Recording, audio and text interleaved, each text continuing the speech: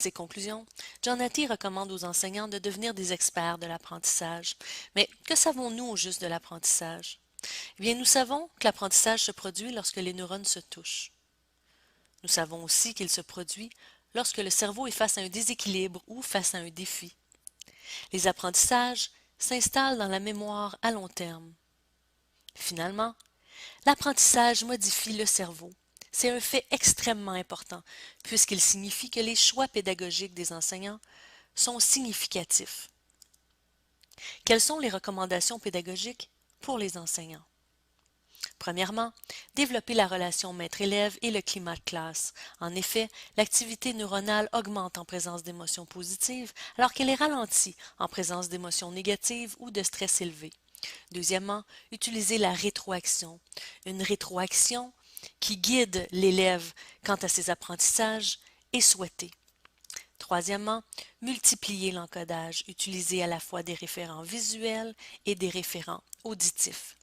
Quatrièmement, stimuler l'affectif, donner vie à des concepts abstraits avec des histoires et des exemples. Cinquièmement, morceler les contenus. La limite de mémoire du cerveau est de 7 plus ou moins 2. Donc, lorsque la mémorisation est requise, favoriser les quiz et les contrôles dans un contexte d'évaluation informelle ou formative. Sixièmement, montrer comment apprendre. Proposer et favoriser des tâches de questionnement, de description, d'intégration, de synthèse et de schématisation, par exemple. Septièmement, un contenu doit être réactivé à plusieurs reprises. Une activation répétée et non répétitive est bien entendu préférable. Et les devoirs?